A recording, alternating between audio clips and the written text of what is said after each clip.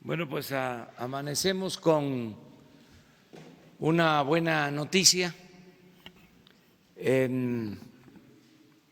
Dio a conocer el INEGI los resultados de el crecimiento económico en el segundo trimestre y, contrario a lo que pronosticaban algunos de que se iba a caer la economía, que íbamos a entrar en recesión,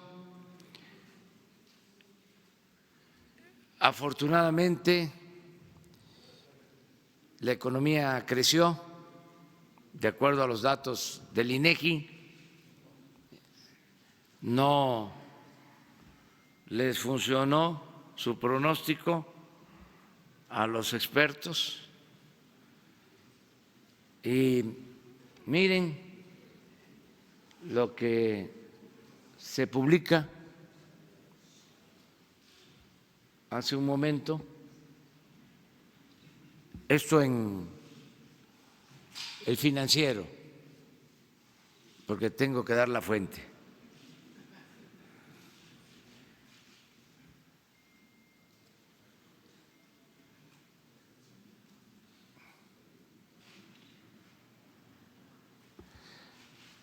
Se suponía que no iba a haber crecimiento, que se iba a caer y que entonces con 2 trimestres seguidos de crecimiento entrábamos en recesión.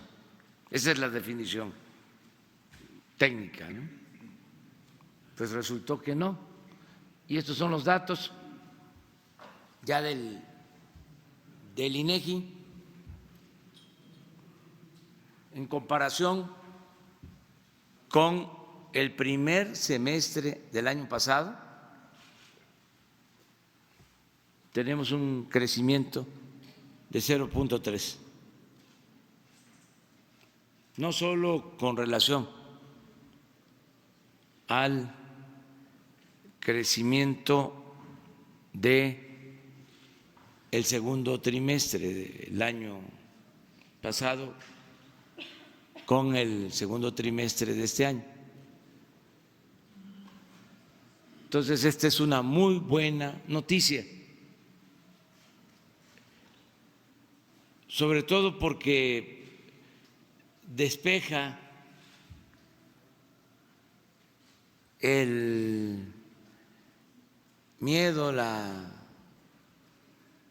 intención de crear desconfianza. Nosotros no tenemos duda, pero sí insistir tanto en la recesión, pues sí lleva a crear dudas, cierta incertidumbre. Nosotros sabemos que va muy bien la economía, que está bien el país. No quiere decir que todo esté resuelto. Hay problemas que estamos enfrentando, pero desde luego vamos muy bien en la parte económica, en lo que tiene que ver con el bienestar. Esto es también producto muy contrario de lo que se piensa. Ya ven que se insiste mucho en que no hay crecimiento porque no hay gasto.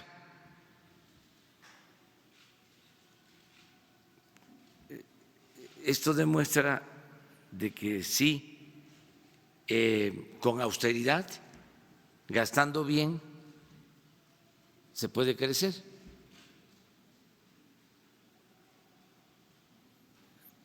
¿Qué es lo que ha habido? Gasto, pero bien orientado a los que más lo necesitan. Y es también reactivación de la economía, nada más que abajo, porque lo que queremos es una modernidad surgida, forjada desde abajo y para todos. Esto no lo alcanzan a entender los tecnócratas neoliberales. Ellos nada más apuestan a lo de arriba, incluso a inversiones de capital, grandes inversiones de capital, automatizadas, con empresas automatizadas, de poca generación de mano de obra, de mayor concentración de utilidades. El modelo nuestro es que el crecimiento se convierta en desarrollo en un país en donde necesitamos crear empleos, pues tenemos que procurar que la inversión vaya bien dirigida y le dé trabajo a la gente, o buscar los equilibrios entre la automatización, la robótica y la ocupación de mano de obra. Un poco lo que estamos haciendo en Oaxaca. No es uso de maquinaria para la construcción de caminos, sino revolvedoras y mucho empleo, uso intensivo de mano de obra.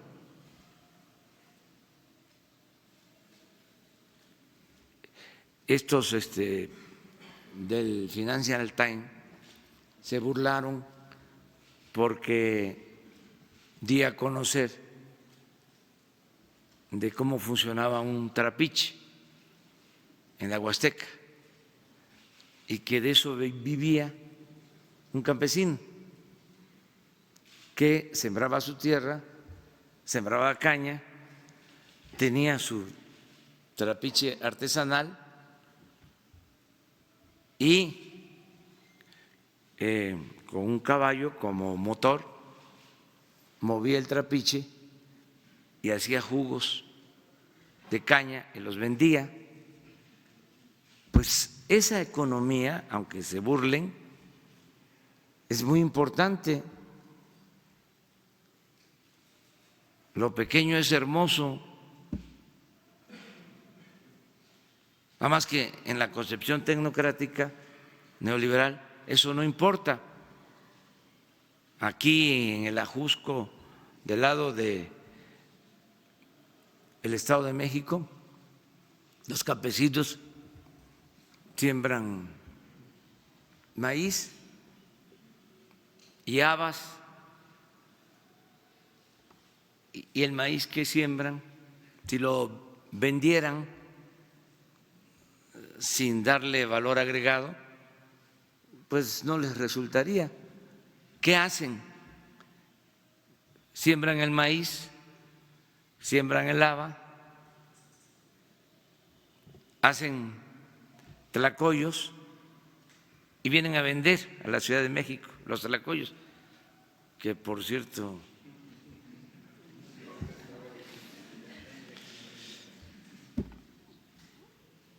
exquisitos, suculentos, de antojo para un desayuno más tarde. Entonces, es un valor agregado. Esa economía popular es importante, no abandonarla. Les pongo otro ejemplo. Se instala al estilo, en la concepción del Financial Times, una armadora de una empresa automotriz en un estado de la República. Se les consigue el terreno, se les dan facilidades fiscales y ocupan 3,000, 5,000 trabajadores, una inversión cuantiosa con procesos automatizados. 3,000, 5,000.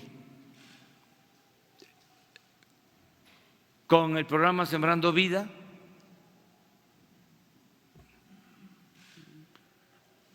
se siembran 500,000 hectáreas,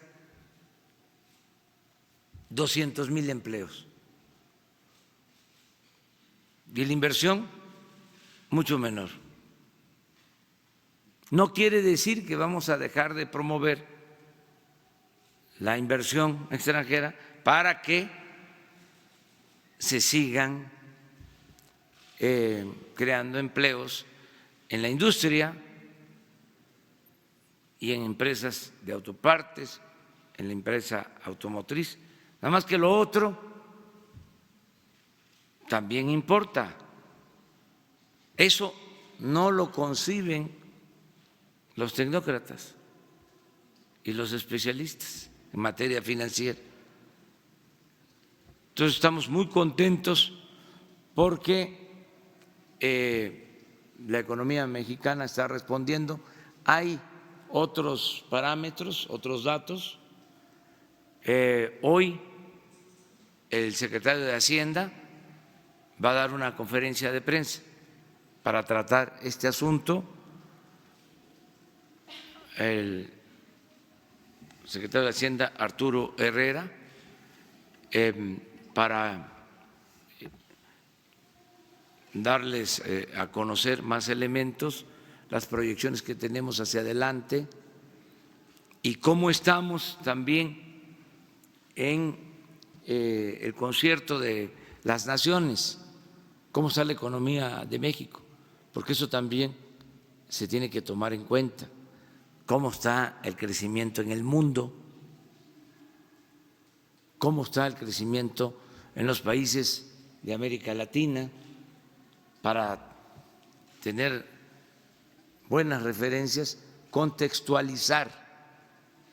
A veces nada más se ve la parte y no el todo, de modo que Arturo va a informar bien y esta es una muy buena noticia, repito, para el pueblo de México.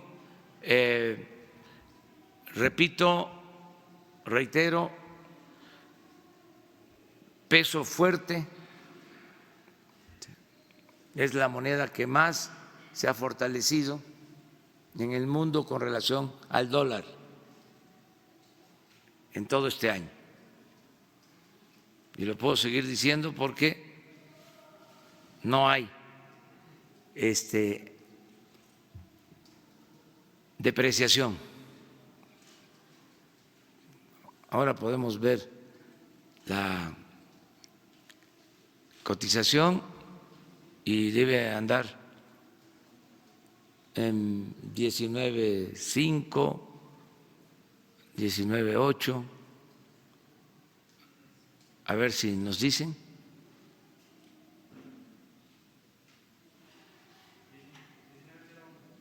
19.01, sí. Y así se ha mantenido. Inflación también a la baja, aumento en el consumo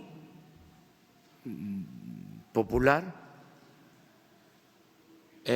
incremento de salario en términos reales, esto de acuerdo a los asegurados, el promedio del salario de los asegurados en el IMSS es de los más altos en los últimos tiempos y en empleo también muy bien, sobre todo por los programas que se están impulsando. Ayer hablaba yo de que ya en Jóvenes Construyendo el Futuro son 900,000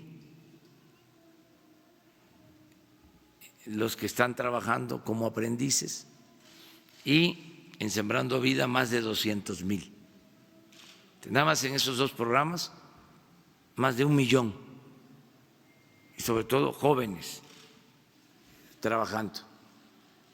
Esto es importante y por eso quisimos dar a conocer estos resultados. Y ahora sí, abrimos. Alguien quedó pendiente, ¿no?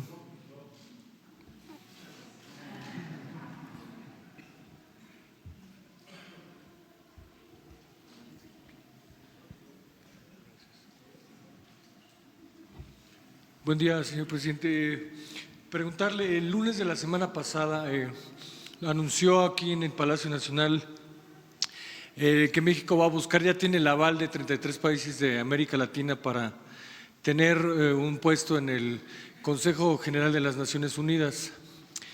Esto quizás se contraviene con lo que dijo el domingo, señor presidente, en Zongolica, sobre una recomendación que le hace la ONU para que los altos gobernantes tengan cuidado en sus expresiones hacia los medios de comunicación. Dijo que no iba a cumplir esa recomendación. Entonces aquí el tema, señor presidente, es ¿para qué formar parte de un consejo? ¿Para qué querer formar parte del Consejo General de un organismo al que no se acata? Y si eso en todo caso no llevaría a México a perder la autoridad moral en caso de que tuviera que hacer una presión para que otro país cumpliera. ¿Cómo va a pedirle a otro país que cumpla si no cumple? ¿Cómo ve esta situación contradictoria, señor presidente? Pues no hay ninguna contradicción. Todos los países de América Latina le dieron el aval a México para formar parte, para ser miembro del Consejo de Seguridad de la ONU. México tiene mucho prestigio, siempre ha tenido México prestigio, fama, y ahora se advierte en el mundo de que nuestro país está bien visto, y una prueba es que 33 países de América Latina y del Caribe apoyan a México y vamos a ocupar ese asiento en el Consejo de Seguridad de la ONU. Es una distinción. Lo otro, pues es una opinión, yo ni siquiera llamaría recomendación, de una agencia que pertenece a la ONU, y nosotros pues escuchamos y respetamos todas las opiniones, pero también cuando no corresponden a la verdad no tenemos por qué quedarnos callados. Nosotros no estamos limitando la libertad de expresión. No hay censura en México. Lo único que estamos haciendo es utilizando nuestro derecho de réplica. ¿Cómo va a haber calumnias y nos tenemos que quedar callados? Todavía ayer dan a conocer un documento diciendo que estamos pidiendo que al inicio del ciclo escolar se le aplauda al presidente, con una mala leche evidente.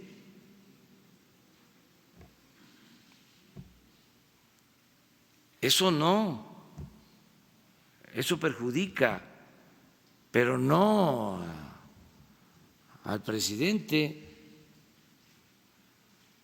no a la investidura presidencial, ni siquiera a los ciudadanos, porque la gente está muy consciente, muy avispada, perjudica a la propia revista.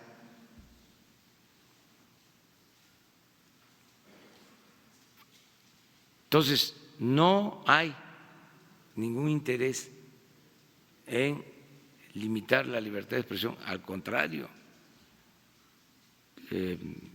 consideramos al periodismo un noble oficio, indispensable para mejorar la vida pública, la cosa pública, la república. Entonces no hay ninguna contradicción. Es lo mismo que las recomendaciones de la Comisión de Derechos Humanos. Habíamos dicho, vamos a acatar recomendaciones de derechos humanos, pero de repente sale una recomendación pidiéndonos que se mantengan las estancias infantiles que no tenían seguridad y exponían a los niños después de los lamentables hechos de la guardería ABC. ¿Cómo derechos humanos haciendo esas recomendaciones? ¿Y esta de la ONU cómo la ve? Porque dice que es de un organismo que pertenece a la ONU, entonces no es de la ONU y no habría que acatarla, señor presidente. No, hay que respetar cualquier punto de vista, pero eso no significa que nos tengamos que quedar callados y no aceptar las máximas del AMPA del periodismo. No me estoy refiriendo a la revista, sino en general. ¿Cuál era una máxima, no? Del AMPA del periodismo? ¿Cómo se resume? En una frase. Se decía, la calumnia cuando no mancha tizna. Entonces no, tenemos ya que acabar con las calumnias, con la difamación y apegarnos a la verdad, independientemente si estamos de acuerdo o no. Hay que ser profesionales. Eso es lo que nosotros pedimos, y además no generalizar, porque no todos los medios están así. Yo tengo que agradecer mucho a los medios, pues este acto, imagínense, de diálogo circular de todos los días, cuánto ayuda para hacer realidad el derecho del pueblo a la información, que no se cumplía, ahora se está cumpliendo. Y sobre todo agradecerle mucho a las benditas redes sociales, que hay quienes se enojan que porque inventan cosas y lo mismo dan a conocer información falsa, pues sí, pero nos dan libertad. Es que antes no había manera de responder. Desataban una campaña en contra de un servidor público, sobre todo en contra de un opositor. ¿Y cómo respondía? ¿En dónde? Si eran hasta muy pocos los periódicos que tenían una sección dedicada al lector, a la réplica, muy poquitos. O se tenía esa sección y llegaba la aclaración y la publicaban a los 3 días, a la semana, y claro, allá en la página 29 de la sección C.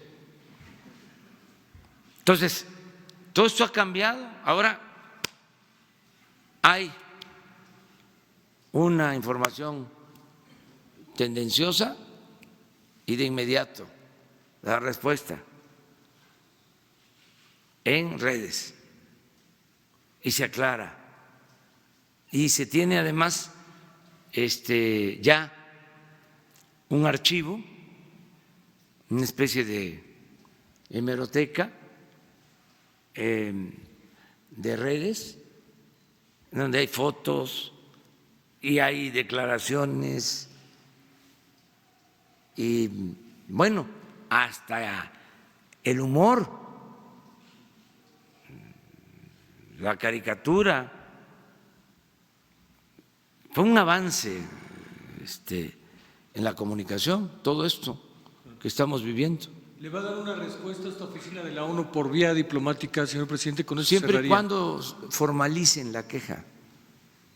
Si hay un escrito, porque si fue una declaración, pues habría que ver bajo qué consideraciones, pero si hay un escrito formal, sí, y todo nuestro respeto a quienes hagan críticas al gobierno.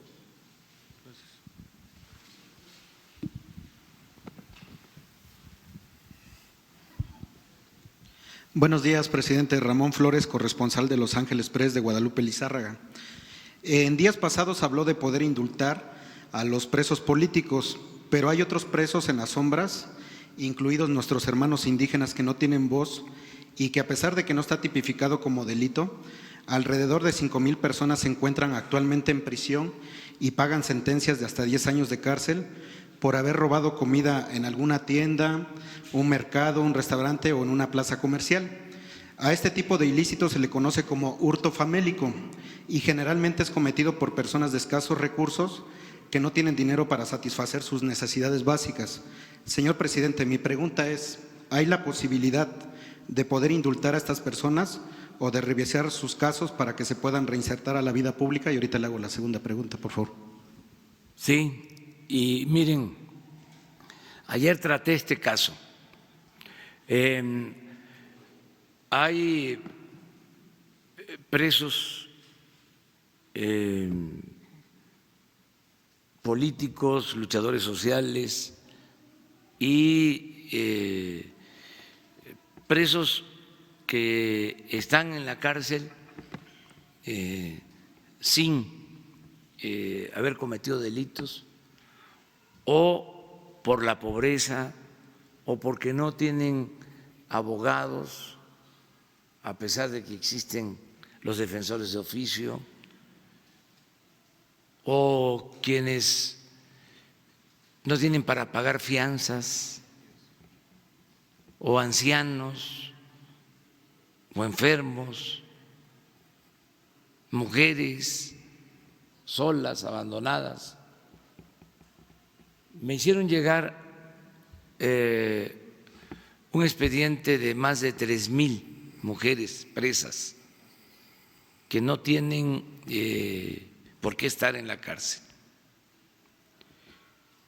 Y así en otros casos, indígenas, pobres, que no tienen quien los defienda y el procedimiento para liberarlos de desistimiento de la acción penal, ya cuando están en el Poder Judicial, es muy complicado.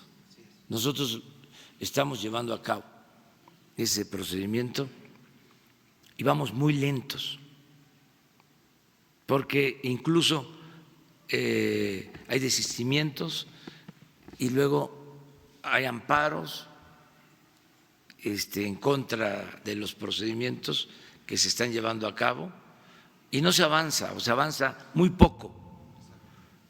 Entonces ayer tuvimos una reunión y le pedí a la licenciada Olga Sánchez Cordero y a Julio Scherer, consejero jurídico, que se analice bien la posibilidad de que podamos presentar una iniciativa abriendo el periodo ordinario para una ley de amnistía.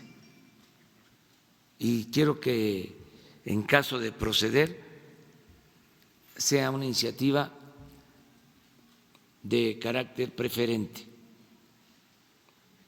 es decir, para que lo más pronto posible se resuelva. Tenemos que buscar bien quiénes podrían acogerse a esta amnistía, bajo qué condiciones, quiénes podrían ser beneficiados por esta amnistía. Pero lo vamos a hacer. Estoy esperando que me den la opinión técnica, jurídica, tanto la licenciada Olga Sánchez Cordero como Julio Scherer, por esto que estás planteando, porque tenemos el compromiso de liberar a inocentes que están en las cárceles y lo estamos haciendo, pero es poco el avance por todo el procedimiento que hay que seguir.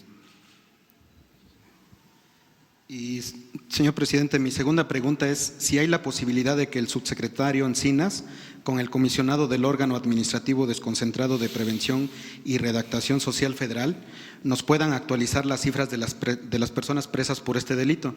Usted quedó que iba a venir el subsecretario Encinas, no sé qué día pueda venir el subsecretario, por favor. Gracias. Pues yo les propongo que cuando tengamos la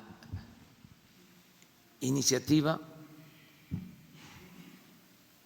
de amnistía, en el caso de que proceda legalmente,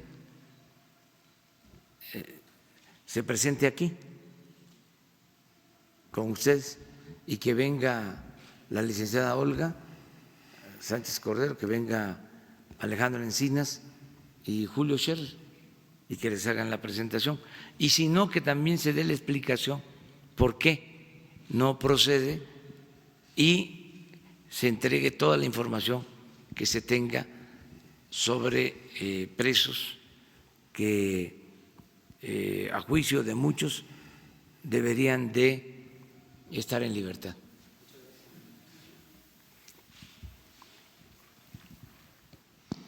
Presidente de la Nación, servidor Carlos Pozos, reportero de la revista Petróleo y Energía.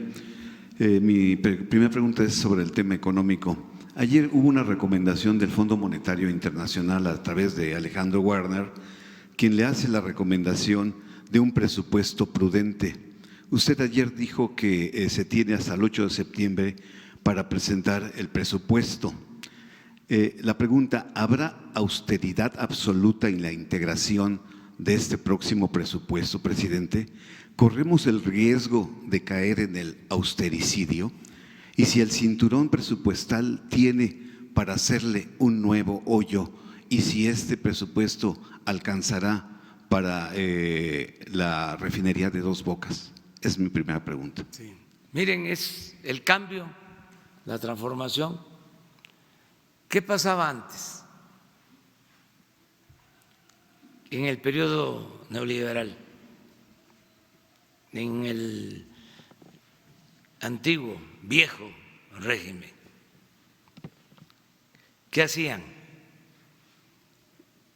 Siempre la recomendación era que había que apretarse el cinturón. Siempre era el pueblo el que tenía que apretarse el cinturón. Pues ya cambió. Ahora el que se tiene que apretar el cinturón es el gobierno. Ese es el cambio. Entonces, nada de derroche, nada de lujos, austeridad republicana. Sí se acuerdan, ¿verdad? Cuando hacían los llamados. Ni modo, nos tenemos que apretar el cinturón. Y vámonos el gasolinazo. O despidos masivos de trabajadores, porque había que apretarse el cinturón. Pues ahora se están apretando el cinturón, nos estamos apretando el cinturón los servidores públicos del gobierno, y que no haya lujos en el gobierno. Esa es la austeridad.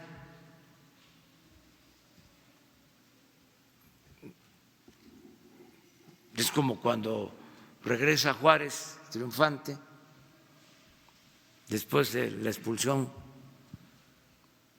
de los extranjeros, cuando se consigue la segunda independencia de México, regresa al palacio a vivir a lo que era la intendencia del imperio.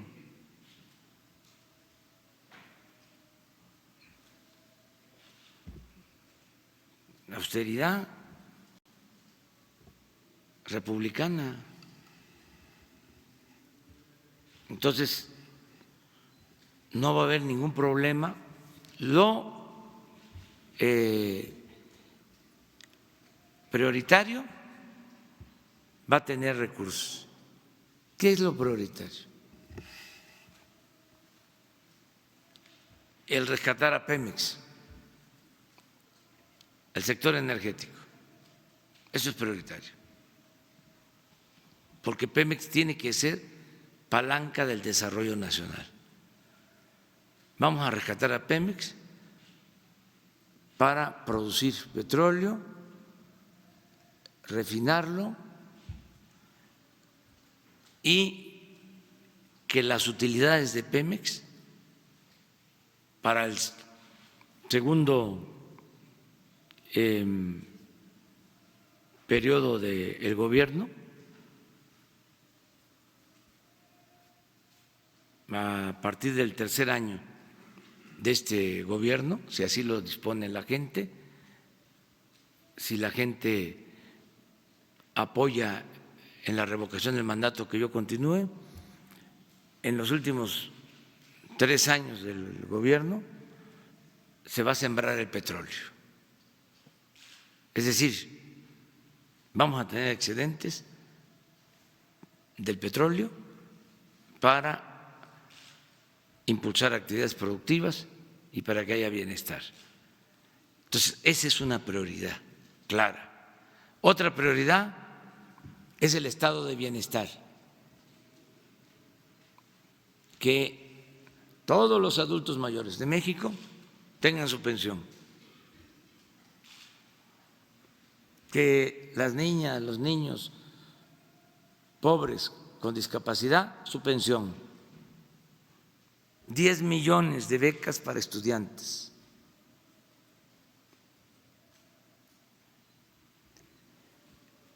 el rescate al campo, mejorar la educación, la salud, en general el bienestar. Esa es otra prioridad. Tercera prioridad, fortalecer las acciones de seguridad pública, que tengamos este año 85,000 elementos de la Guardia Nacional y que tengamos presupuesto para eso, para cuidar a los ciudadanos, y que el año próximo lleguemos a 120, 130,000 elementos de la Guardia Nacional y podamos desplegar en todo el territorio más elementos para bajar la incidencia delictiva. Todo eso se tiene que financiar sin aumentar impuestos. Ya les puedo decir que para el presupuesto del año próximo se mantiene el compromiso de no aumentar impuestos en términos reales. Ya les puedo decir de que no se van a crear impuestos nuevos. Ya les puedo decir que no van a haber aumentos en los precios de gasolinas, diésel, gas, energía eléctrica en términos reales. Eso se los puedo adelantar. Es más, ya les puedo adelantar que no va a haber aumento de deuda por segundo año. No va a aumentar la deuda pública.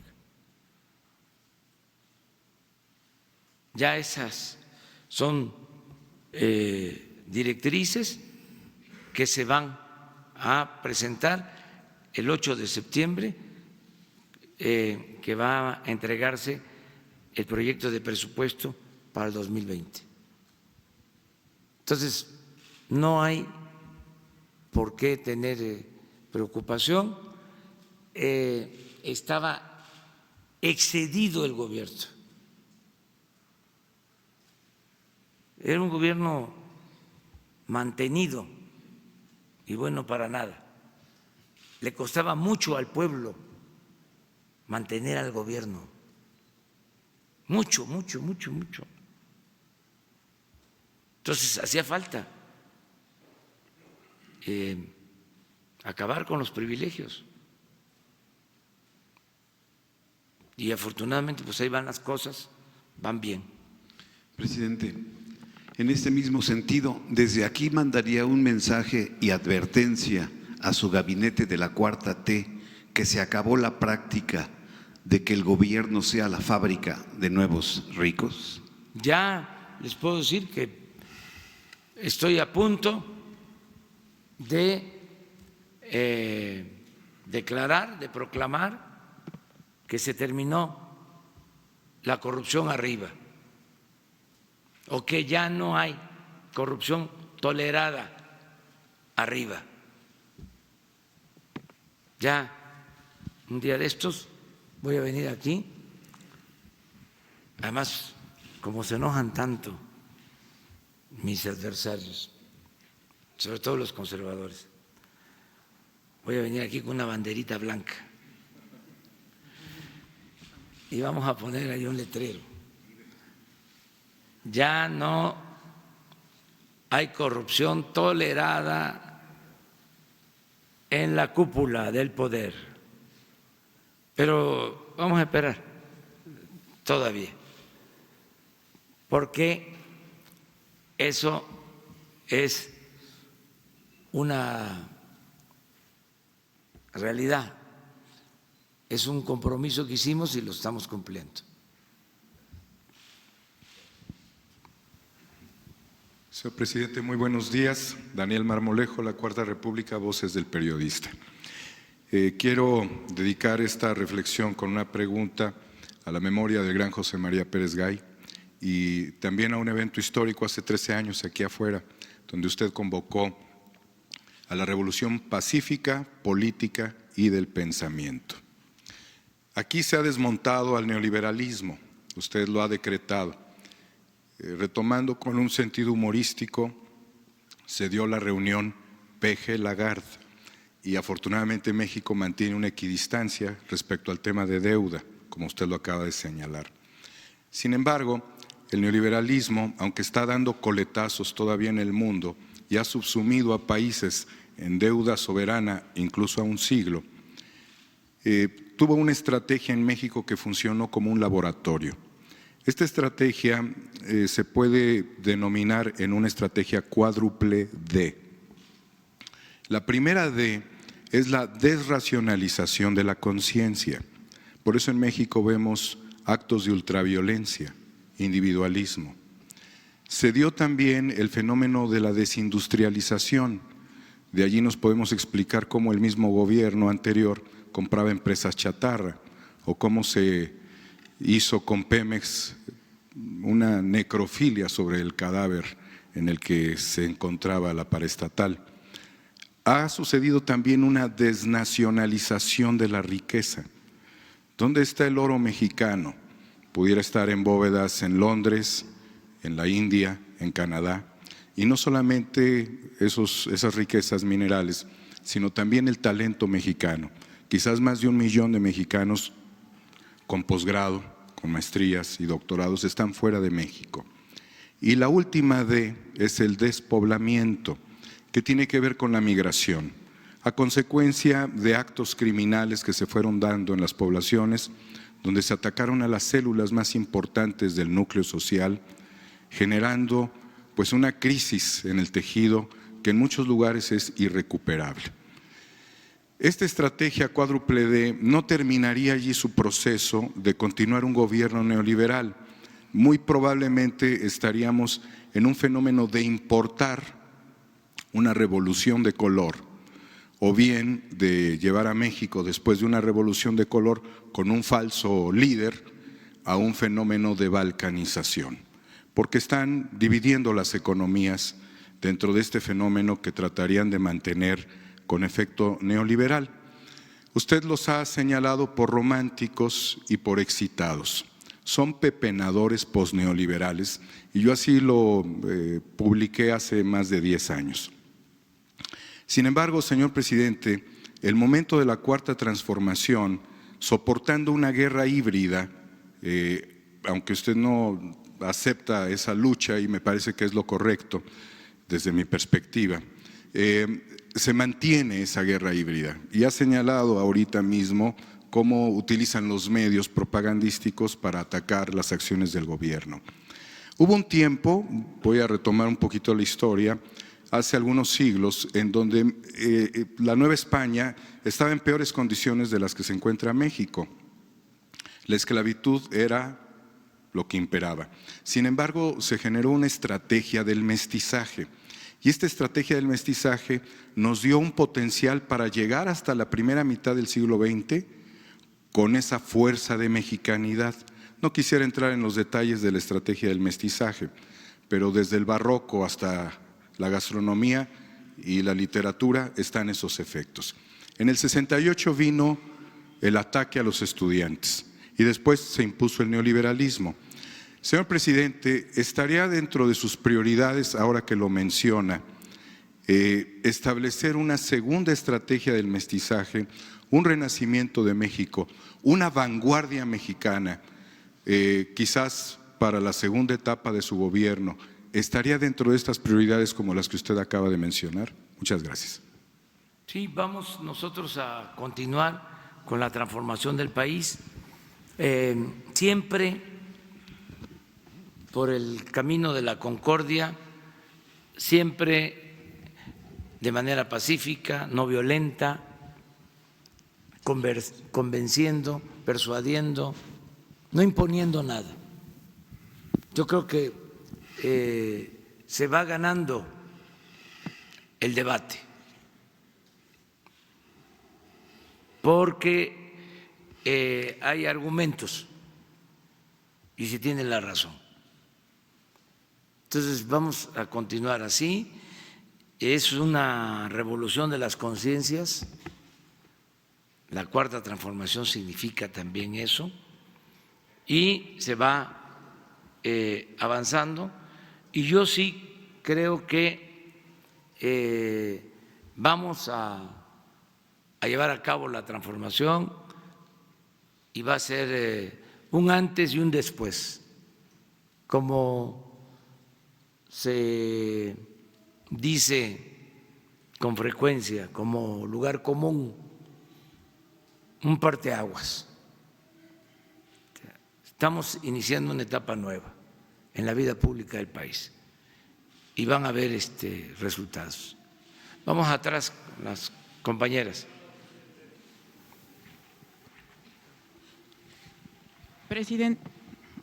Presidente, buenos días. Mariana León del Financiero. Preguntarle sobre este crecimiento de 0.1% que se da en el segundo trimestre. ¿Usted cree que estas cifras podrían ayudar a que se tenga o se cumpla una meta al final del año? ¿Y cuál sería su pronóstico de crecimiento justamente para cuando termine 2019? Sigue siendo el mismo, 2%. Vamos a esperar. ¿Qué decían, pues? ¿Cómo estaban las apuestas? Que se iba a caer la economía en este último trimestre. A ver, ¿no tienen ahí el Financiero?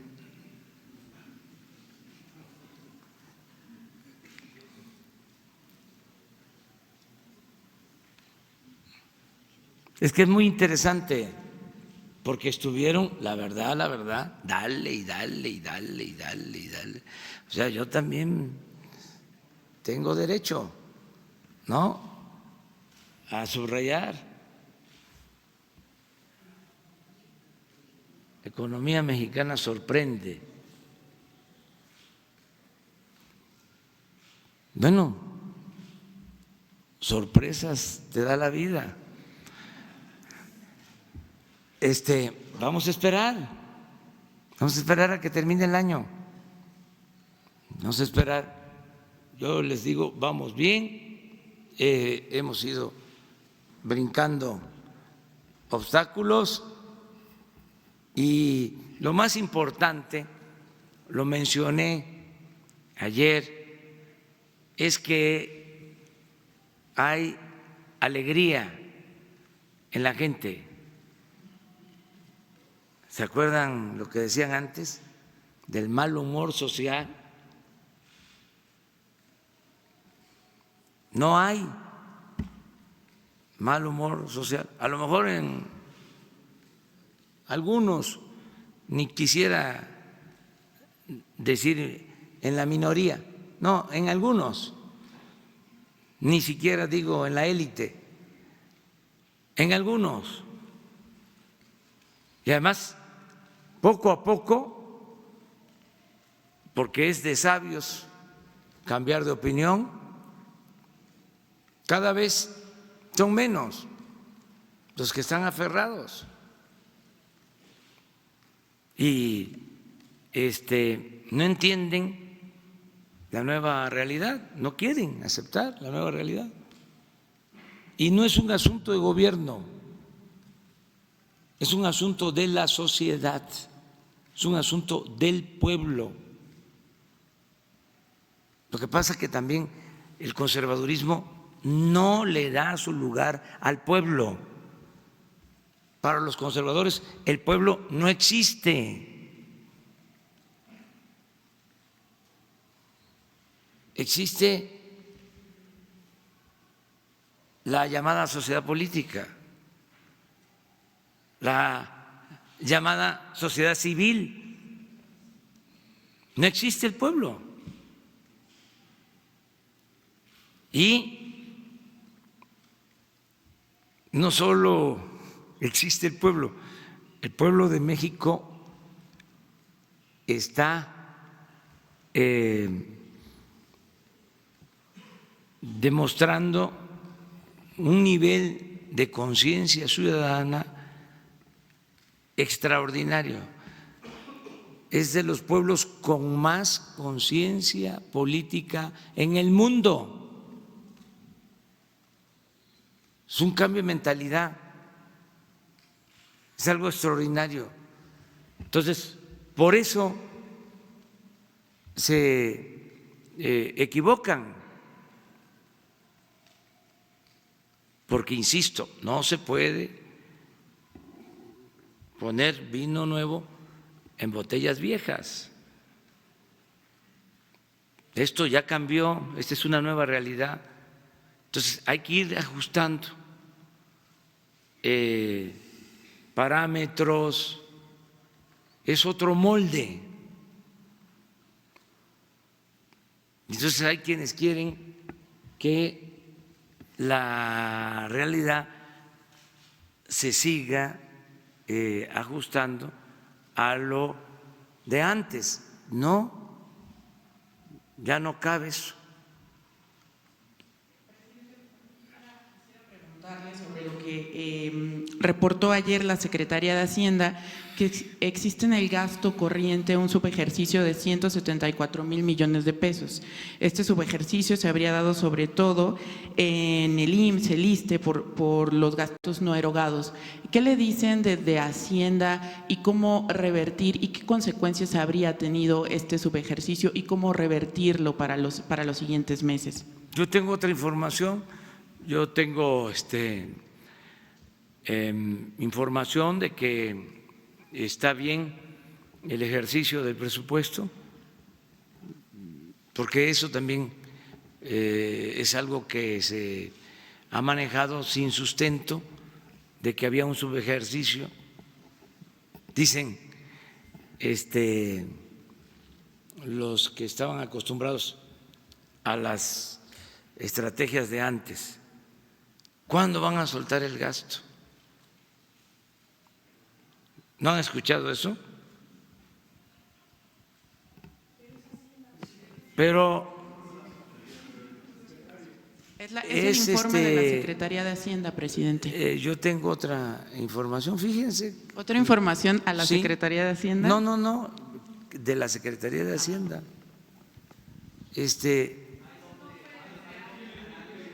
Son enfoques distintos.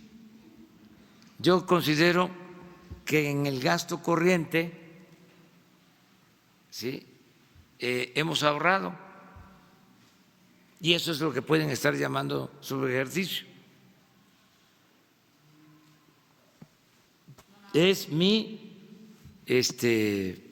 punto de vista, y respeto todos los puntos de vista, porque aquí este gobierno es de mujeres y de hombres libres, y nada de que hay una sola postura. Pero, a ver, regreso a lo que decía. ¿Cuándo van a soltar el gasto? Pues ya se soltó. Ya el 90% de los adultos mayores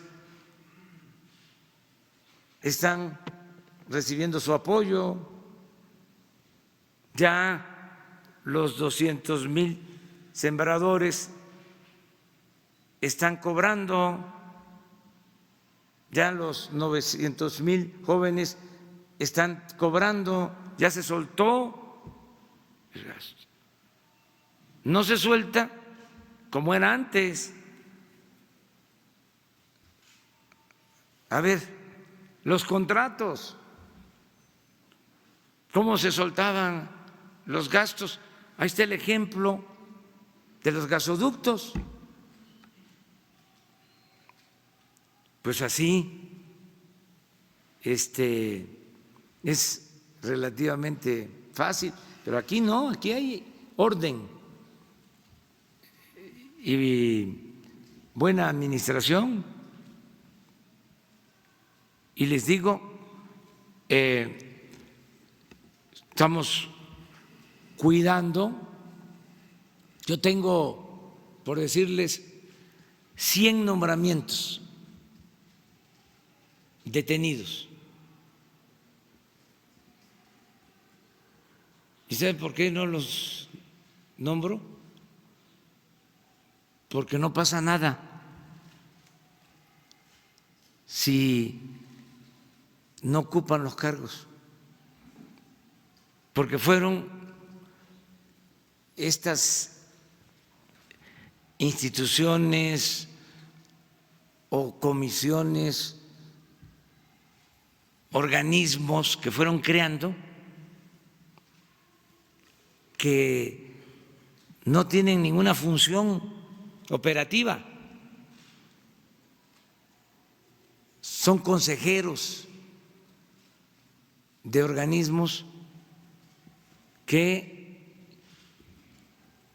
no implican nada. Se crearon los cargos para darle empleo a los amigos, a los cercanos al régimen. Si fuese algo urgente, lo firmo. Nos hace falta, imagínense,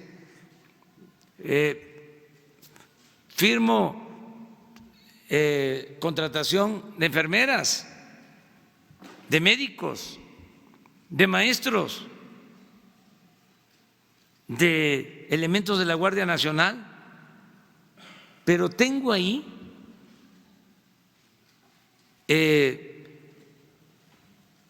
nombramientos pendientes de consejos para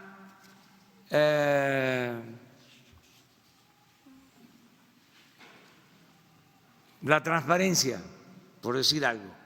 No es así. Es un ejemplo. Por ley, hay que pagarles, son independientes. Ahora 90,000 pesos mensuales, antes 200,000. Entonces, eso es ahorro.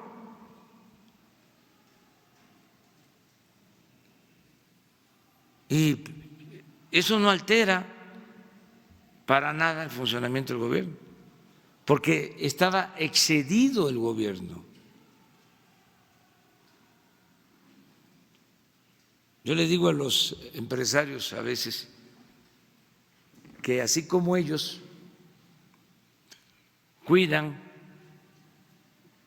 su gasto, no derrochan, invierten bien. Imagínense lo que hacen las tiendas que venden mercancía, lo que le hacen a los que les compran alimentos, que no revisan la calidad de lo que van a comprar, les pagan así a la entrega del producto, que es una queja que tienen los productores. No les hacen descuento, no están pendientes de que esa mercancía no se eche a perder, que no están pendientes de que no se roben en los anaqueles la mercancía. ¿Tienen personal de más? No. Entonces, en el gobierno había la idea de que no, ¿qué te vas a estar metiendo a cuidar el dinero del presupuesto si no es tuyo? ¿Cómo no va a ser de uno? El presupuesto es dinero de todo el pueblo y hay que cuidarlo más que el dinero particular. Uno recibe un mandato para cuidar los bienes públicos. Entonces, nada de derroches,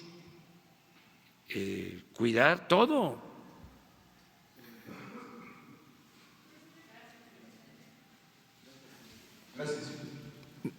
Pero, bueno, luego tú.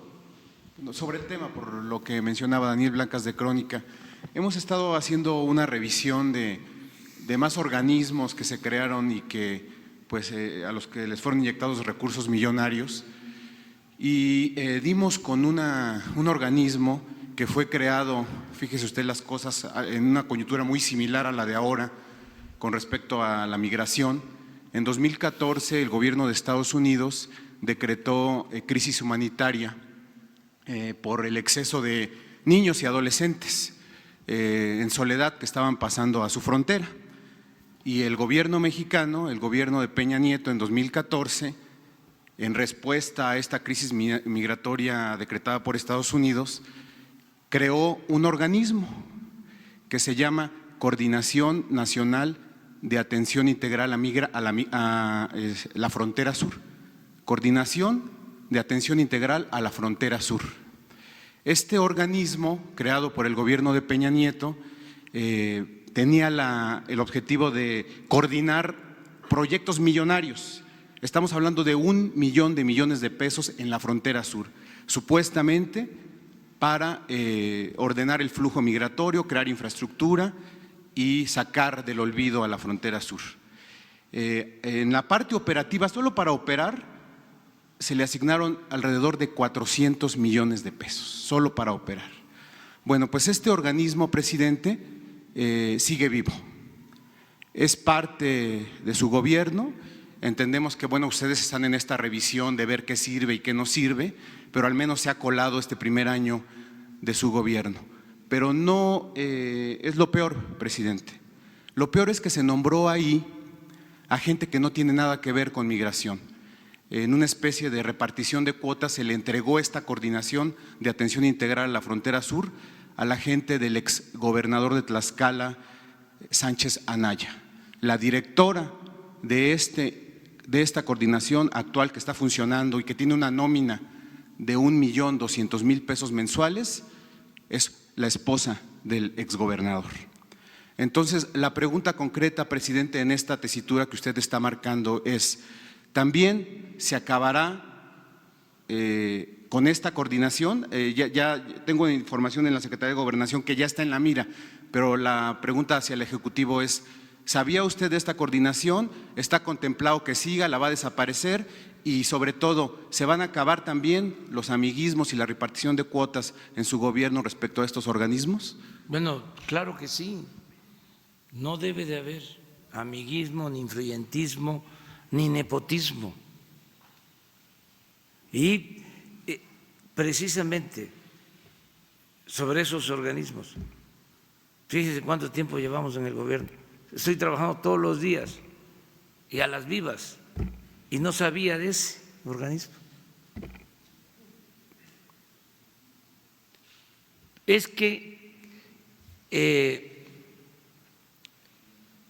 cundieron, surgieron estos organismos como hongos después de la lluvia. Y aparatos burocráticos, onerosos y en algunos casos propensos a corrupción, orientados a corrupción. Todo esto se está limpiando y lo vamos a seguir haciendo. Y debe de haber una investigación, qué bueno que ustedes estén ayudando en eso, sobre todo lo que crearon. Yo tengo mi interpretación. Para permitir el saqueo, una parte del presupuesto la destinaban a eso, a maiciar.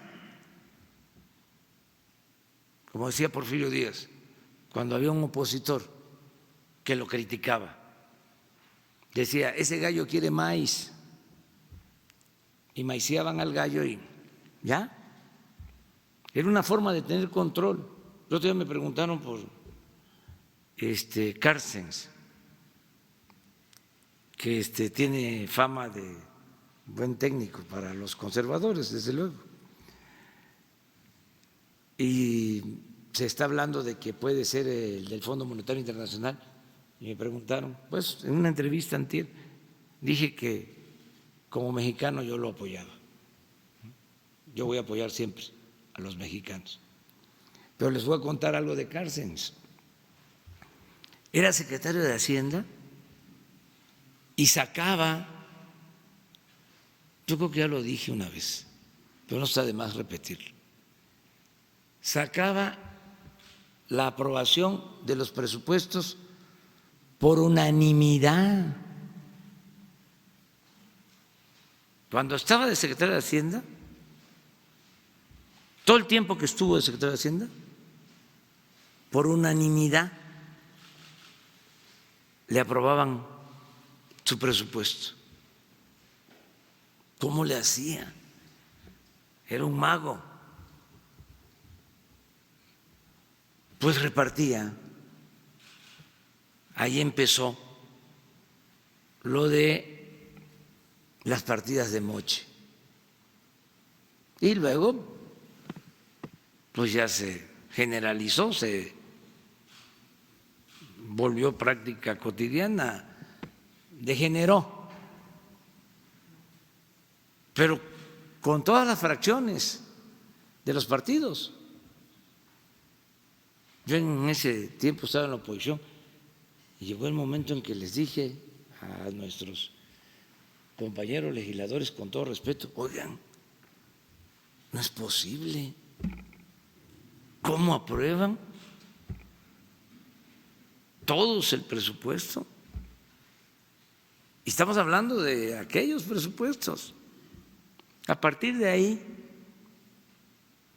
algunos me hicieron caso y ya habían 20 que se oponían, de 500.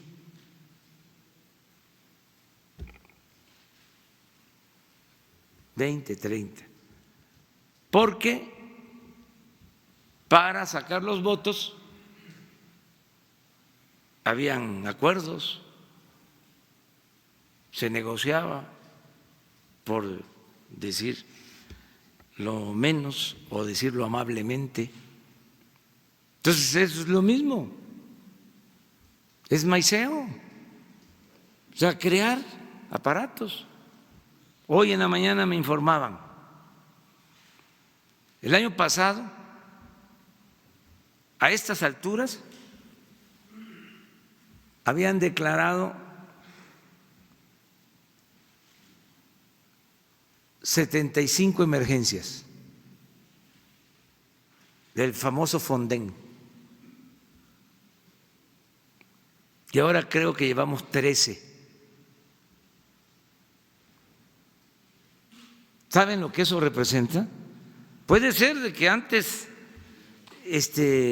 llovía más y inundaciones y deslaves y más tragedias, pero de 70 y tantas a 13. ¿Por qué? Porque no había control del Fonden. Entonces compraban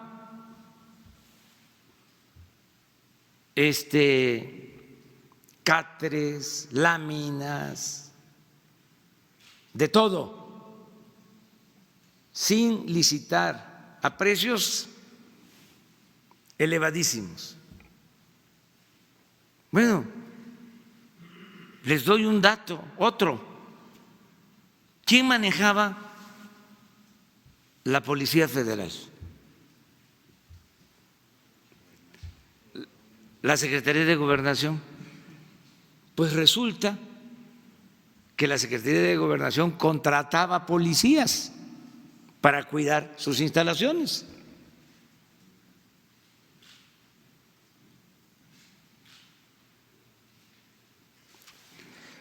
Sí estaba complicado el asunto. Entonces, esa información que tú nos estás dando se va a analizar, se va a revisar. Claro que no solo fue, además, aclaro, en el sexenio pasado, esto viene de tiempo atrás, todo el periodo neoliberal. Yo recuerdo que cuando el gobierno de Calderón se hicieron instalaciones de aduanas, supuestamente para cuidar que no entraran las armas. Creo que en un año confiscaron una pistola 22. Pero la construcción ahí en Tijuana de una de esas instalaciones se llevó muchísimo dinero. Y acuérdense que en ese tiempo fue cuando se permitió al gobierno de Estados Unidos, violando nuestra soberanía, que se introdujeran armas para un operativo. Ese operativo. Eso no pasa ahora. Entonces, sí, cero corrupción, cero impunidad.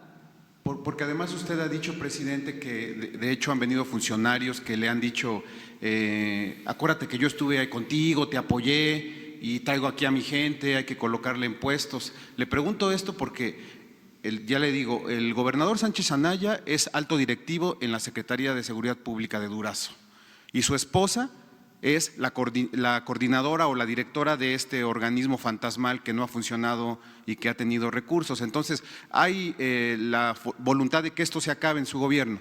Sí, desde luego. También hay que ver si existe un conflicto de interés, si realmente existe un conflicto de interés, porque hay parejas donde uno es un profesional, la señora, y él también, y pueden ayudar. Lo que está mal es que trabajen en la misma área, por ejemplo, o que sea por influyentismo, por ser familiar, que no tenga experiencia, que no pueda desempeñar ese cargo. También eso hay que verlo, porque las mujeres tienen mucha posibilidad de ayudar. A mí me ha resultado muchas veces mejor el desempeño de las mujeres en la función pública. La mujer es muy responsable, trabajadora, inteligente, honesta. Y el que no lo acepte, pues que lo vaya pensando. Brevemente le quiero preguntar, presidente, se menciona que… Te pregunto nada más a ti una cosa, para aclarar. ¿Este organismo depende de la Secretaría? Es un órgano desconcentrado de la Secretaría de Gobernación, así se creó. De Gobernación. De la Secretaría Sí, de Gobernación. pero Sánchez Anaya está en Seguridad Pública, ¿no? Sí, Sánchez Anaya está en Seguridad Pública, su esposa está como directora de… Mari Carmen Ramírez. Sí, eso es lo que hay que ver, ¿no? Independientemente de la relación familiar, ¿sí?, que no tiene por qué también ser un impedimento, ¿sí?, si cumplen con el perfil y son profesionales, aunque sean pareja, que no estén en la misma área. Ese es mi punto de vista. Independientemente de eso, yo creo que el fondo del asunto, lo más reprobable, es la creación a diestra y siniestra de estos organismos que no sirven, que significan nada más gastar por gastar, que son onerosos, que no tienen ninguna utilidad para la sociedad, para la gente. O sea, son aparatos burocráticos inservibles. Eso es lo que no se puede mantener. Imagínense, recordemos, tenían oficinas en el extranjero por ejemplo, las oficinas de ProMéxico, que no se debe de olvidar, tenían oficinas en 60 ciudades del mundo. ProMéxico. Claro, eran becas, era pues turismo político. No hay oficinas en México de otros países con ese propósito. ¿Dónde está ProFrancia? ¿Han visto ustedes alguna oficina pro Alemania, pro Japón, pro Argentina? No existe. Esta tecnocracia, además de corrupta, resultó ineficiente y fantoche.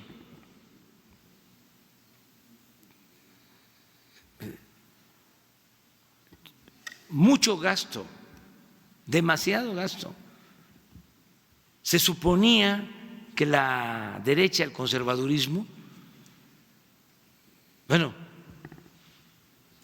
no querían aparatos burocráticos.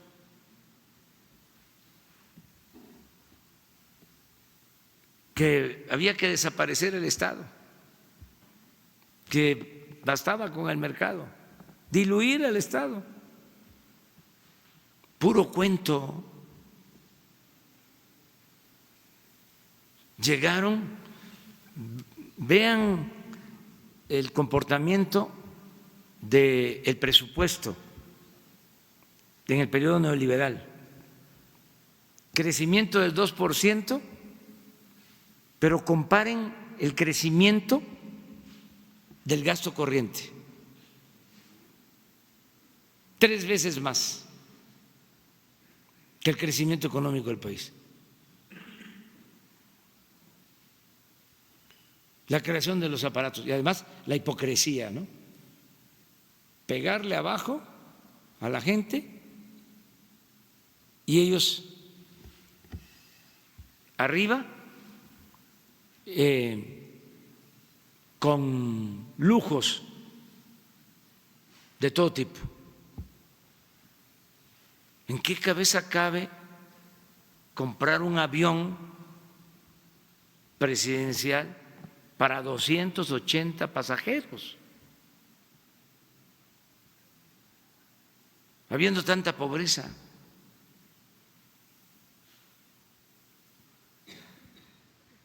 Que por cierto ya nos van a dar el informe sobre cómo va lo de la venta del avión. Es un organismo de la ONU el que está llevando a cabo la venta. Ya les vamos a informar. Presidente, le quiero preguntar brevemente, se habla ya de la inminente desaparición del Foro Consultivo Científico y Tecnológico, por falta de presupuesto del CONACYT. Se supone que este foro es la voz autónoma, el órgano autónomo que tenía que asesorar al Ejecutivo para temas de ciencia y tecnología. Claro, sí. Eso era otro pegote que teníamos aquí en la presidencia. Ya me acordé, ese sí lo tengo identificado. Era aquí para asesorar al presidente en asuntos de tecnología y un término también muy de moda, innovación tecnológica. No, ahí está el CONACYT, a mí me asesora el CONACYT y ahí están los científicos. Y también porque se manipuló la información, aumentó el número de becas en CONACYT este año. Se entregaron más becas para científicos. Pero esos aparatos no tienen por qué mantenerse. ¿Saben qué hacían? Además, se tenían todas estas oficinas y al final de cuentas, si el gobierno necesitaba algo, se contrataba. No lo hacían las oficinas, se contrataban los estudios. Eso no, ya no hay asesores en el gobierno, no existe, está cancelado eso. ¿Cómo vamos a tener asesor? Mejor escogemos bien al secretario, bien al subsecretario, bien al director del área. Y ellos, se tenía, por ejemplo, la secretaría y aparte un organismo autónomo, independiente, equivalente a la secretaría. Doble gasto, duplicidades. Entonces se está ajustando. No crean que es fácil, hay resistencias hasta al interior del propio gobierno. Además que, pues ya ven que yo soy un poco perseverante, ¿no? Y no me olvido de las cosas. Tenemos el caso de las delegaciones. Habían secretarías, o mejor dicho, el gobierno federal tenía hasta 40 delegaciones en un estado. Y los delegados del gobierno federal en los estados de primer nivel. Ya no hay delegaciones. Y cuesta trabajo que se entienda. Entonces, ¿de dónde se puede tener la representación de una secretaría en un estado? De los mismos trabajadores. Hay trabajadores sindicalizados que llevan 20, 30 años, bueno, que ya están a punto de jubilarse. Ellos mismos son técnicos, pueden hacerse cargo de la coordinación de la Secretaría. ¿Por qué tener un aparato? ¿Saben cuáles eran las delegaciones más peleadas? Las del ISSSTE, no sé por qué razón. Delegado del ISSSTE. Alguien me dijo, no sé si sea cierto, de que cuando le iba mal a un político o terminaba un cargo un político, mientras lo acomodaban en otro, lo mandaban de delegado del ISSSTE. Y así los delegados, estructuras, aparatos. No, ahora austeridad republicana. Y no nos va a faltar nada. Además, una vez les comenté y se sabe, yo hice mi campaña, anduve recorriendo el país con 2 camionetas. Bueno, la verdad que con una, quien manejaba, otro ayudante, César y yo. Y sin aparato. Todo el manejo de redes sociales es con el teléfono y a grabar y a mandar. Por eso reconozco lo que han significado las redes sociales. El único problema que hay es que no en todos lados hay señal y hay que estar esperando. Voy a Oaxaca, por ejemplo, a una gira y puede pasar todo el día sin señal. Chiapas, que no se puede enviar. Bueno, ustedes lo saben, los que van a cubrir. Ahora Lo mismo, imagínense el exceso de lo del Estado Mayor Presidencial,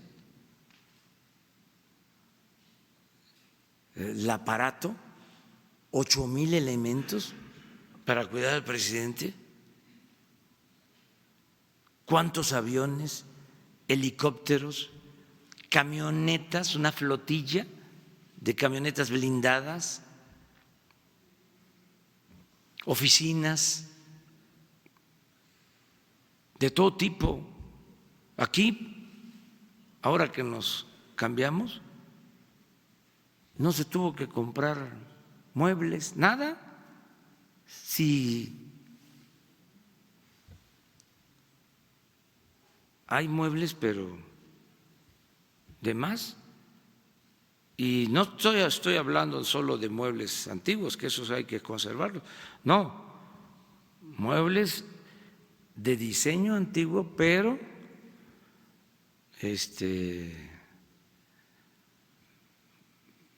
elegantes.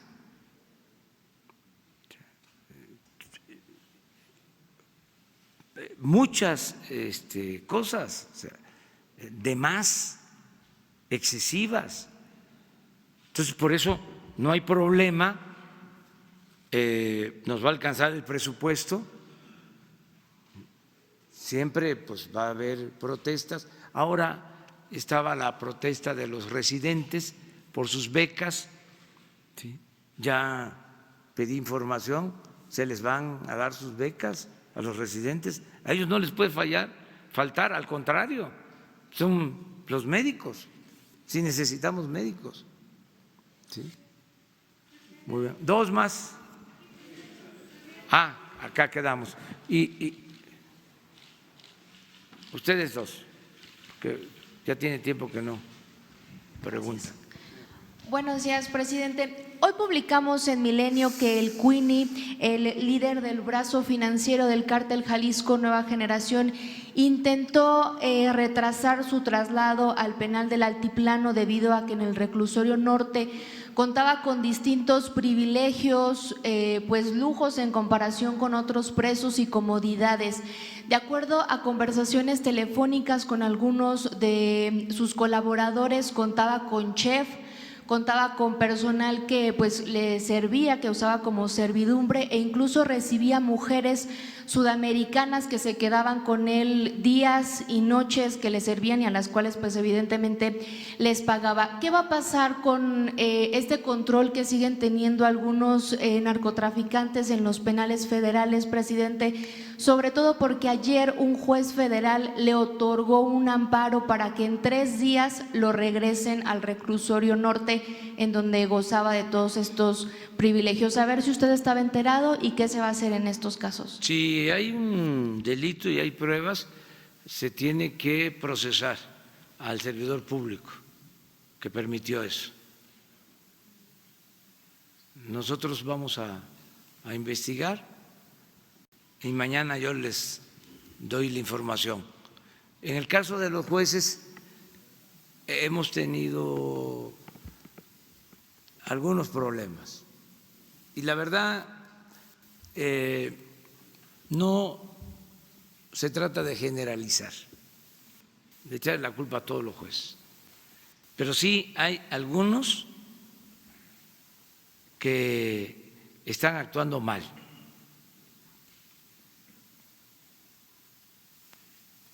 Y estamos informando al Poder Judicial con mucho respeto a la autonomía del Poder Judicial sobre estos amparos que se otorgan. Ya lo hemos hecho. Es más, lo acabamos de hacer hace una semana. ¿En este caso harían algo, presidente? Lo mismo si se demuestra de que no hay fundamento, con tiento, con respeto a la autonomía, a la independencia del Poder Judicial. en cuanto a este control, ¿qué información tiene en los penales federales? ¿Cómo está la situación? Se ha ido avanzando mucho porque no se permite la corrupción. Si no hay corrupción, lleva uno ventaja.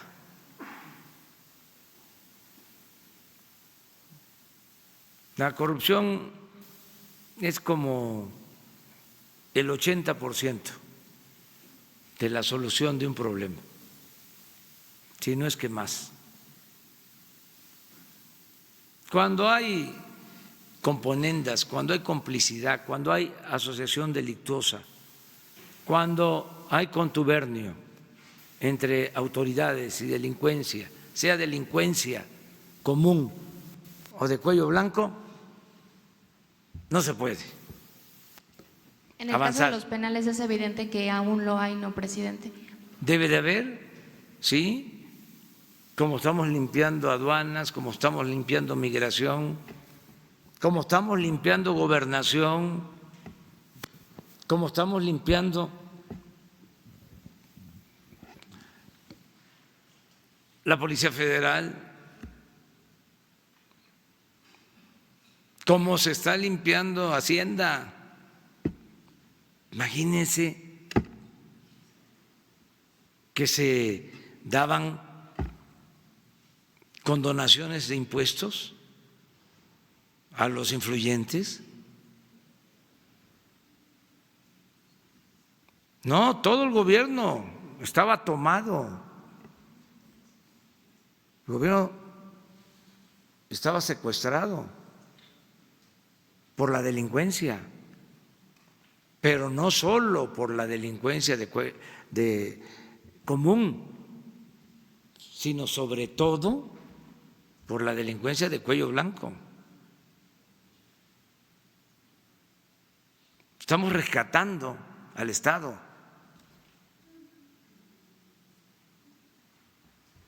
Separando al poder económico del poder político y que el gobierno represente a todos, que no sea un comité al servicio de una minoría. En este caso, presidente,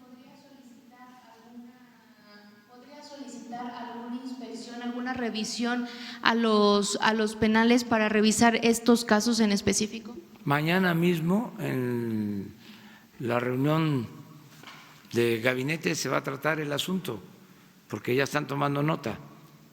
Y yo mañana mismo les voy a informar aquí.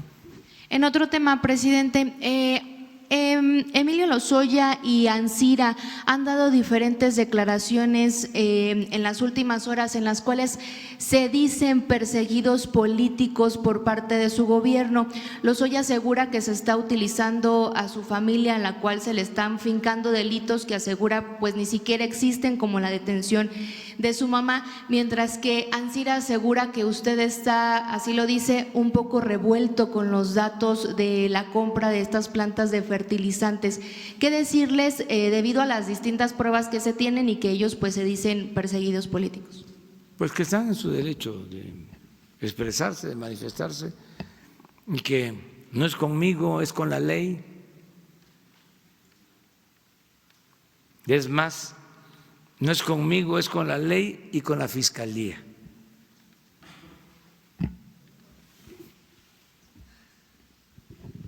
Buenos días, presidente. Pues yo quisiera reiterarle sobre este asunto. Hay 6 personas cercanas al expresidente Enrique Peña Nieto que son investigadas por la Fiscalía. Quisiera preguntarle directamente si existe una persecución política contra la administración pasada del expresidente Enrique Peña Nieto, y también por otra parte que nos informe la mayoría de las investigaciones de la Unidad de Inteligencia Financiera que han presentado son, digamos, temas políticos y no sé qué información tengan acerca de las cuentas de delincuentes, de la delincuencia organizada y de capos de la droga que hayan congelado, o qué información nos puede dar en este sentido, pues vaya, de los golpes que han dado a las cuentas del narcotráfico. Gracias. Sí, la Fiscalía tiene toda esa información y yo solo les recuerdo que desde que tomé posición de la presidencia dejé en claro que no iba a haber persecución política, que no es mi fuerte la venganza. En el caso del presidente Peña, hasta en el discurso de toma de posición, incluso la misma noche de la elección, le hice un reconocimiento, porque a diferencia de otros presidentes, él no se metió para hacer un fraude, como se padeció en el 2006 fundamentalmente.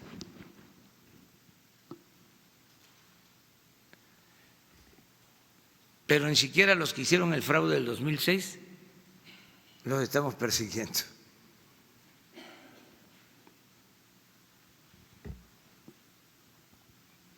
¿O no hubo fraude en el 2006? Eso, ahí se los dejo. Presidente, Hasta lo reconocieron. Además, se sentían hasta orgullosos.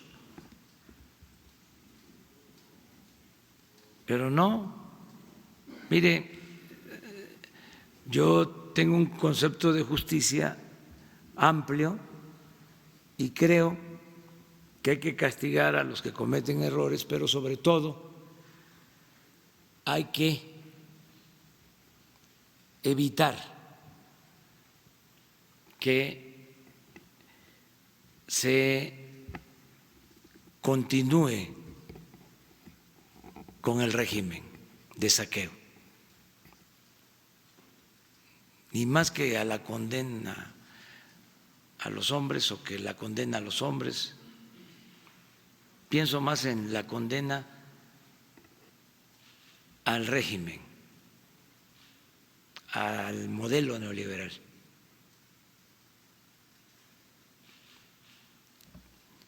Porque eso es lo más dañino, mucho más dañino. Entonces no hay persecución para nadie, tampoco hay impunidad. Si ustedes recuerdan, lo que dije en el discurso de toma de posición es de que era partidario del punto final, pero que eso aplicaba para los que se fueron, no para nosotros. En el caso de nosotros, cero corrupción, cero impunidad. Y presidente, ¿nos podría informar qué golpes ha dado entonces la unidad de inteligencia financiera a las cuentas de los narcotraficantes? Ha estado ayudando a la Fiscalía cada vez que solicita información y sí hay acciones, se han congelado cuentas,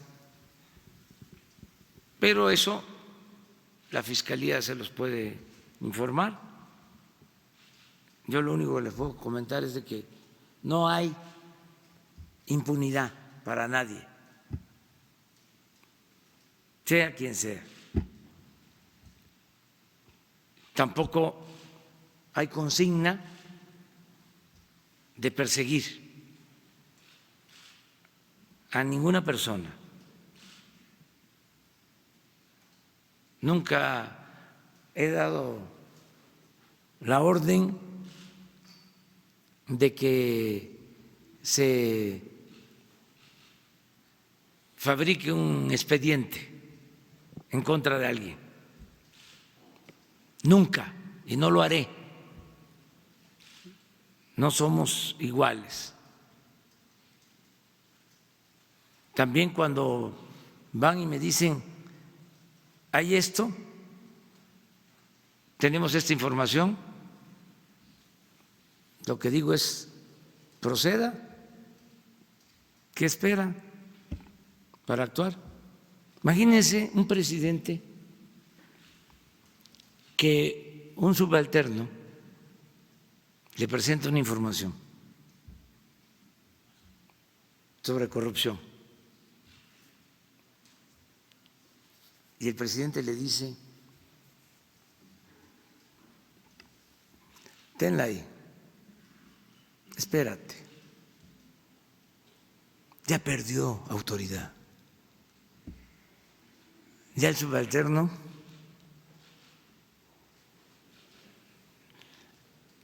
le falta el respeto.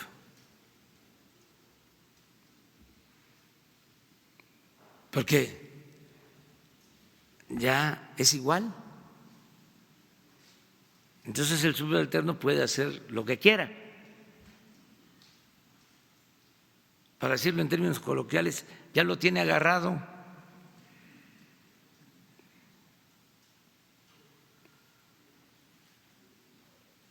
Entonces, no. Hay pruebas de corrupción, proceda.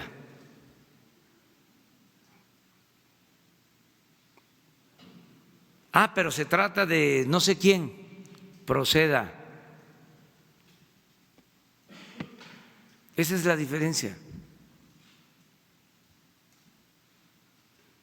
Como también, si no hay pruebas, pues no se puede. No porque me sacó la lengua o me robó la presidencia.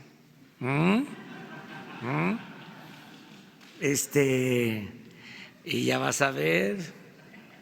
No, no somos iguales. No somos iguales. En general, no se persigue a nadie. Hay procesos que están en curso, ni modo que los voy a detener, que le voy a hablar a Hertz.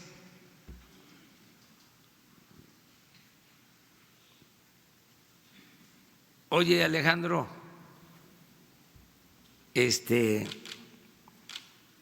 ahí te van a hacer un planteamiento de mi parte.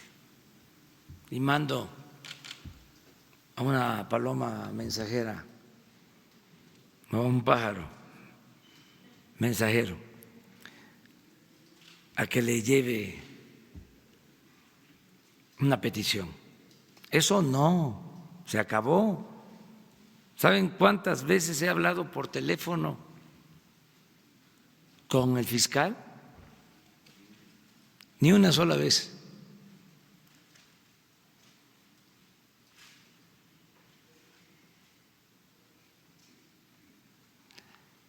Y ya nosotros no escuchamos llamadas, pero a lo mejor hay otros que sí, que podrían sacar, mire la llamada, aquí está, decía que no, pero no miento. Todo esto es para los que siguen insistiendo de que no hay cambios. Imagínense un presidente que no habla con el fiscal, con lo que era el procurador, como era antes. Pues iba el procurador a ver al presidente.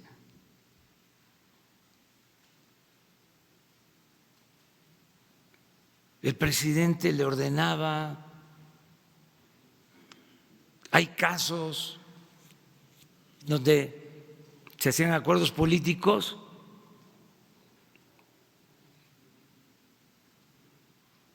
y se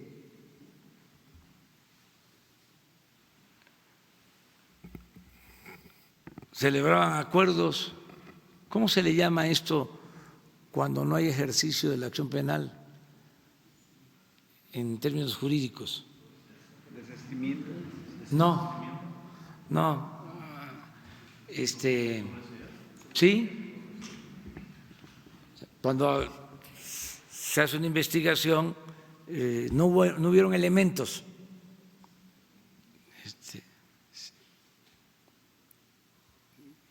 Muchos así, políticos. Eso ya no existe. Una vez detuvieron a un político en España y lo tuvieron que dejar libre porque demostró de que le habían declarado que no era procedente su presunto delito. Ahí revísenlo. Pero lo más lamentable, siniestro, es que los del partido de ese gobierno que había dado el indulto o habían exonerado, estaban pidiendo que lo castigaran. O sea, el doble discurso, pues, cuando ya habían llegado arriba al arreglo de exonerarlo.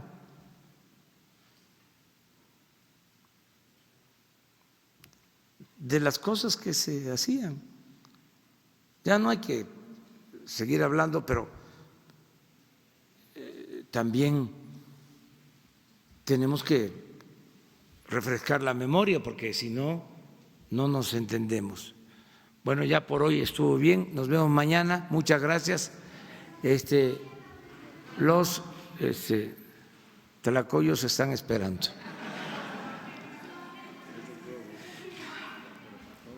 Jesús. Mañana.